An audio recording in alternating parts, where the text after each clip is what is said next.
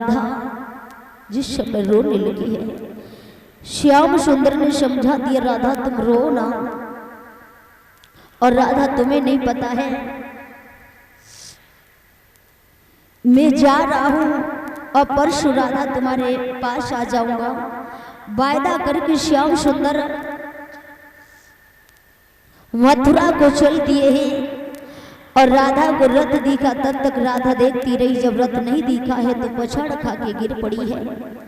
होश आया है तो सहेलियों ने समझा दिया है कि बहन क्यों उसके पीछे मरी जा रही हो, वो तुम्हारा नहीं है। अजय करिया को अपने नहीं होते हैं समझा दिया और समझाने के बाद में राधा को घर ले आई है।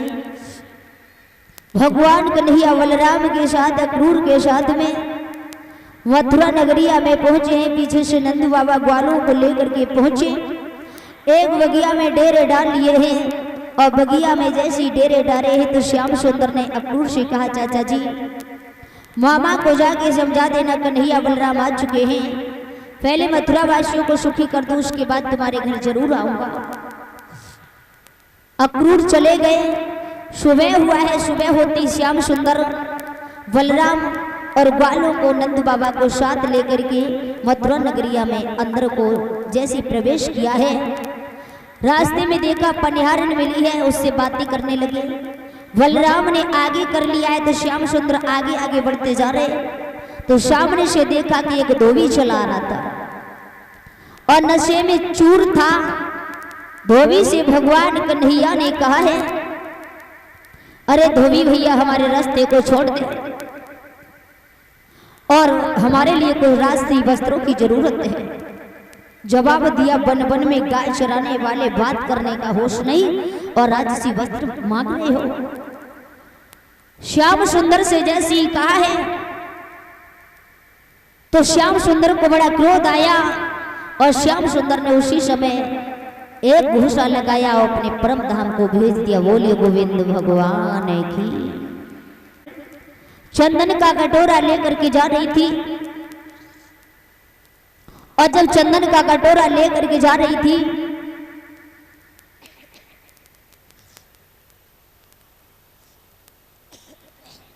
श्याम सुंदर ने रोक लिया है। श्याम सुंदर के जैसे उसने चंदन लगाना चाहा, उचक उचक के रह गई लेकिन पहुंच नहीं पाई। तो पैर पे पैर रखा, थोड़ी से हाथ लगाया, 3 झटका लगाए तन सीधा कर दिया। पीताम्बर को पकड़ा तो श्याम ने कहा पहले मथुरा वासियों को सुखी कर दूं उसके बाद तुम्हारे घर जरूर आऊंगा। इस तरह से कह करके चल दिए हैं श्याम सुंदर और धीरे धीरे पहुंचे कहा जहां उनके ससुर जरासंध ने हाथी दिया था, कंस के ससुर ने। उसी द्वारे पर पहुंचे हैं।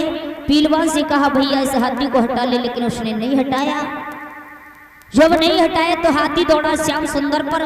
तो श्याम सुंदर ने बलराम ने फुटबॉल बना ली और फुटबॉल बना करके एक घूसा लगाया, जमीन में पटक लिया, दांतों को उखाड़ा, पेट में चुभो दिए और अपने परम धाम को भेज दिया। बोले गोविंद भगवान की।